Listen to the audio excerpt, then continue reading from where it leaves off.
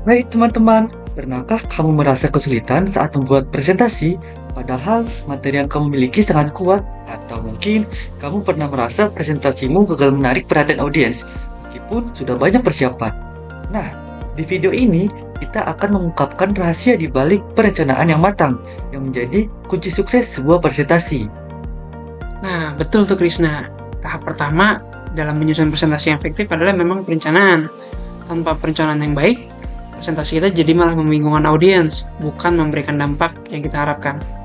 Tapi tenang aja, di video ini kita akan membahas langkah-langkah strategis dalam perencanaan yang akan membantu kamu menciptakan presentasi yang tidak hanya informatif, tapi juga menarik. Jadi, siapkah kamu untuk mulai menyusun fondasi yang kuat untuk presentasi kamu? Tujuan dari video ini adalah untuk membantu kamu memahami langkah-langkah yang harus dilakukan di tahap perencanaan, sehingga kamu bisa merancang presentasi yang tepat sesuai dengan audiens yang dituju dan tujuan yang ingin dicapai. Betul banget. Di sini kita akan bicara tentang bagaimana mengenali audiens, menetapkan tujuan presentasi, merancang konten yang efektif, dan menyusun strategi penyampaian yang tepat. Berikut adalah hal-hal yang akan kita bahas dalam video ini. Pertama, mengenali audiens. Yang kedua, menetapkan tujuan presentasi. Yang ketiga, merancang konten presentasi. Dan yang keempat, menyusun strategi dari penyampaiannya. Mengenali audiens. Sebelum kita mulai membuat materi presentasi, langkah pertama yang harus kita lakukan adalah memahami siapa yang akan menerima pesan kita.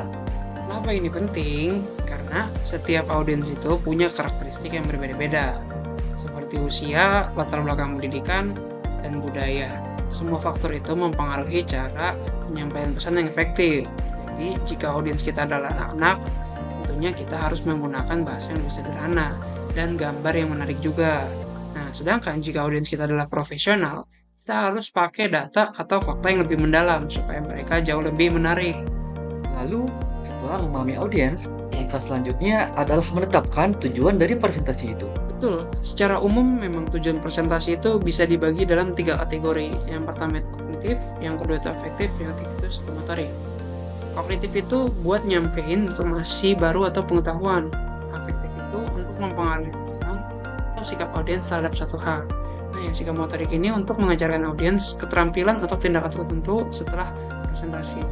Memang menetapkan tujuan yang jelas akan banget membantu kita fokus pada hasil yang ingin dicapai selama presentasi. Selanjutnya adalah menyusun konten presentasi. Konten adalah jantung dari presentasi.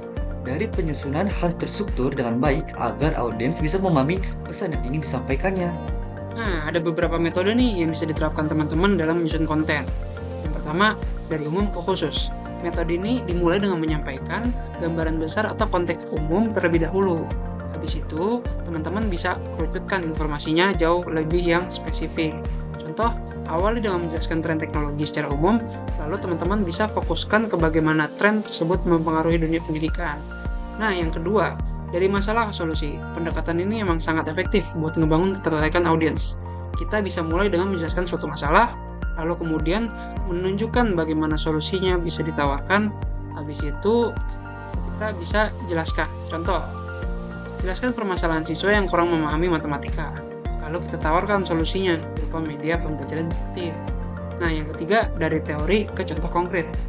Bisa mulai dengan menyampaikan konsep atau teori dasar. Lalu, teman-teman bisa lanjutkan dengan contoh nyata untuk memperjelas dan memperkuat pemahaman audiens.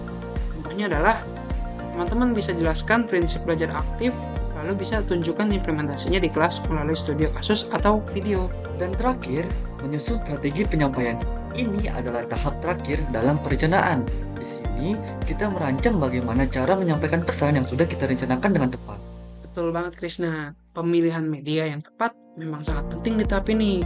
Misalnya, jika kita presentasi tentang manfaat kesehatan dari bersepeda untuk komunitas olahraga, media yang tepat itu bisa berupa grafik atau video yang menggambarkan bersepeda dalam berbagai kondisi.